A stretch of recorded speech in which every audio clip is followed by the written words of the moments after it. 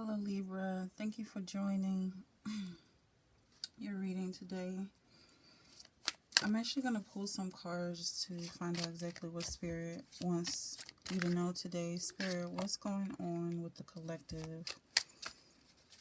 What does the collective need to know this week? What messages do you have for us this month actually?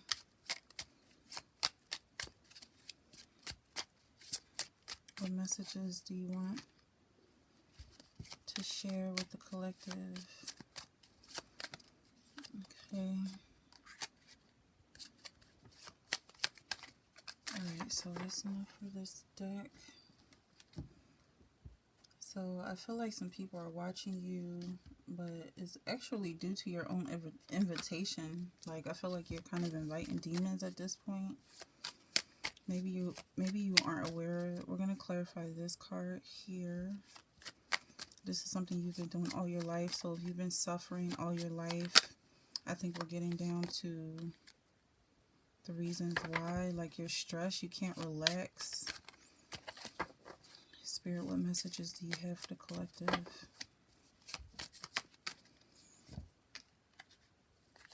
All your life you've been worried about money. Every job you take is purely based on financial gain. I feel like, but you realistically want to find love, but you're kind of stuck alone, like you're feeding into an addiction at this point.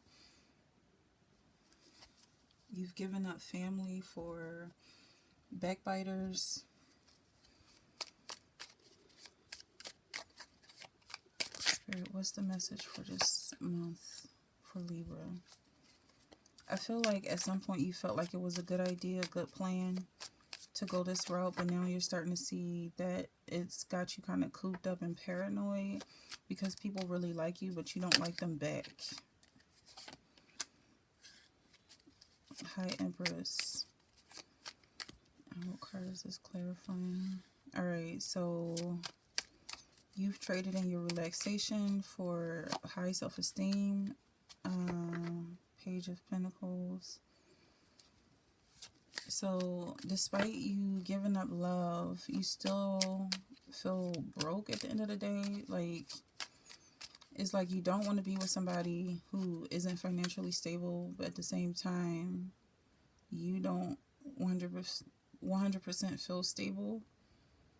It's like damned if you do, damned if you don't, but you still want love. And this is a weakness that we're going over. So we're gonna tackle the weakness that you're feeling.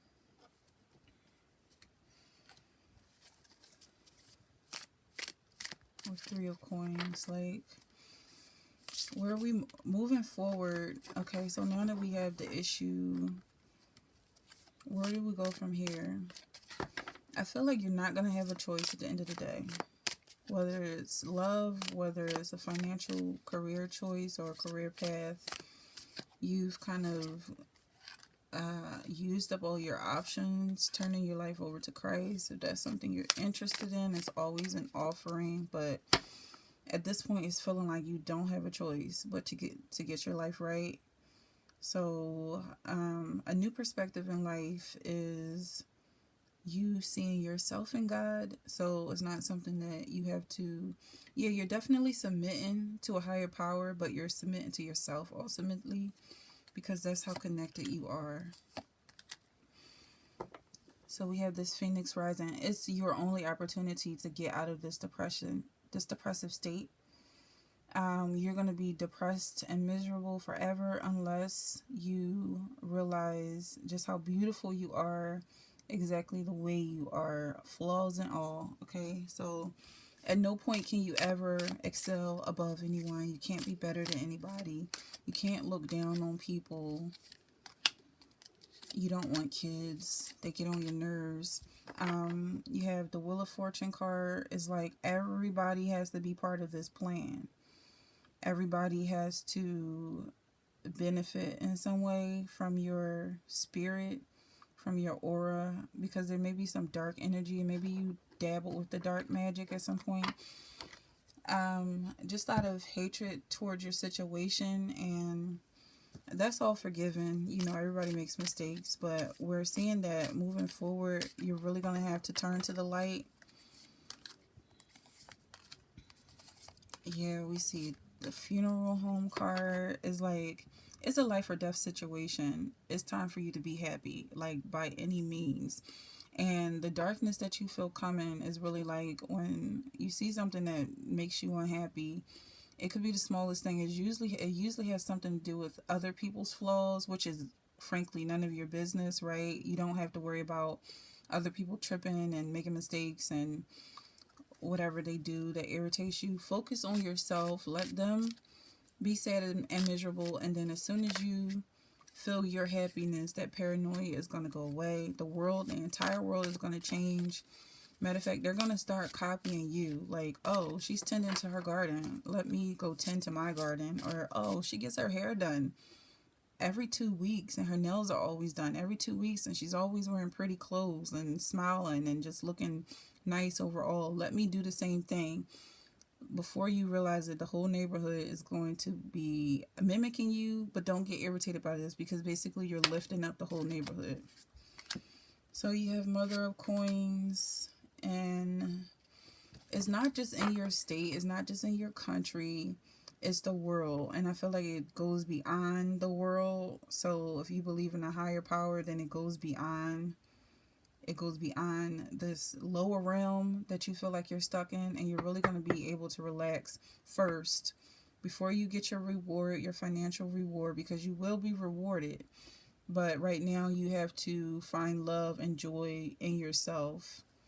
Once that money comes, you know, you don't want it to get snatched away because you turn to drugs or something weird like that. All right, you have Mother of Baskets. I feel like there's a mother figure wanting to accept you into this culture, this new culture. Maybe you move to another area and your neighbor is so nice and so loving. She bakes you cookies, things like that. If this is something you enjoy to eat, she's very accepting and loving of your nature, and she's almost like a second mom. I'm seeing that this definitely isn't your own mother. I feel like you're moving away from the norm, what you've grown up in, Father of Sticks, but you're still taking your bloodline with you. You still remember who you are, and your values are still important to you. So let's find out. He wants to keep something of yours. So this may be coming from your father. I feel like he's very attached to you, and he doesn't want to see you leave. So you might have some issues getting him to let you go, or just allow you to leave, even in a spiritual sense. Like he may be kind of like trying to make you feel guilty about wanting better than what he has to offer. And he constantly wants to be in your ear about, you know, how much he loves you. His messages are very encouraging, but at the same time, you're focused on what you want out of life, and you don't want to be stuck in the same old town. You want to move to a bigger area, somewhere where there's interesting things happening. Everybody isn't focused on you, obsessed with you, when you really aren't doing anything special. He knocks on the door when picking you up. Okay, so I feel like we're moving out of this father figure and into someone who kind of embodies a controlling person, basically, who wants to be like a father to you. So this person is trying to show that he's very gentleman-like, and he's willing to give you everything your heart's desire as long as you stay with him. But it's still the same type of trap. Like, you know, he wants you to give up your goals and your dreams just to settle down, have kids with him. But those kids are going to be running around like wild feral hoodlums, okay? You make his competitive side come out. So if he doesn't make enough money for you, he's definitely going to want to do something, create some sort of a hobby or passion that has a financial value, just to prove to you that he's serious. This may have something to do with art, sketching pictures, and it may actually start with you. So I'm seeing like the Rose and the Titanic situation, where he's sketching maybe new photos of you or something kind of risky that's going to sell a lot of money. It's going to be financial. It's going to be financially profitable. You're experiencing deja vu with him because he's everything you dreamed of. I feel like at some point you're going to accept his offer, but it's going to be a compromise because you still get to leave. Now, I'm feeling like you moving to someplace like, it's beautiful, it's warm, it's sunny, there's water around, a lot of tropical fruits, a lot of people being happy. Like, it's just like the natural vibe of the community. And if people are miserable, then they definitely stand out. Like, they're the ones that's kind of hiding in the shadows, getting drunk. They randomly say hi, they copy the way you speak. So yeah, this is coming up. Still, be careful about this guy because he's being everything that you want. I feel like at the end of the day, it's okay for him to copy you and mimic you and mirror you, because he really just wants to make you happy. And this is something that's going to continue in the long run. So if you're happy with it now, keep in mind that this is who he is. And so years down the line, when he's still just trying to make you happy, you don't want to say like, well, you know, where are your friends? Like, where are your hobbies that don't include me and things like that? Like, don't project any feelings of boredom onto him. Just find something else that makes you happy. He's laughing at your jokes. Like, he's really like a simp, I'm feeling. But I feel like that's the energy that you're kind of attracting right now. You're in a foggy state. You're clearing out this foggy state. So, confirmation. This foggy state that you're in is, it doesn't matter what the weather looks like, because the fog is going to be there regardless. You're at the end of the day going to start to see through the fog. Someone's making a blood sacrifice for you because they care that much about your happiness in the spirit realm. So it may not be somebody you know that's trying to give their all to you just to maintain their happiness. They don't want you to take away their happiness, so they're giving something major to you. So accept this from the spirit realm. Accept this offering from the universe, because it's going to clear away that depression. Like, realize that you are getting some things for free. You are getting forgiven for some things that you might have done in the past, or just getting a free pass in general. Because of these sacrifices being made to you, because you are a high-ranking spiritual, you are in a high-ranking spiritual position. With this uncreated card, I feel like a lot of this love and generosity is coming from those who have not yet filled a body and a space. So this may actually be your child. This may be a child coming in who wants you to bear him. Like, earlier on, I seen this card and immediately I felt like you didn't want to have children. And now that you have the uncreated, I feel like it's possible that this child wants to be born so badly. He loves you as a mother. He loves the person you're dating as a father. He loves where he's coming from. He's just very happy, and he wants to prove himself to you that he's not a mistake.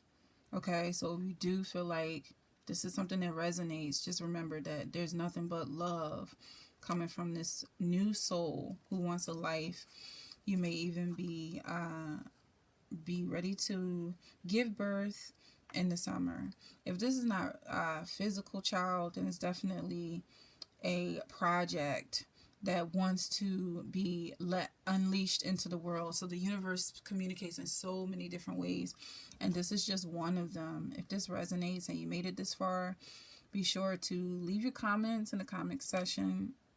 Leave your comment in the comment section. Let me know how it resonated with you, what resonated with you. Like and subscribe, and I'll see you next time.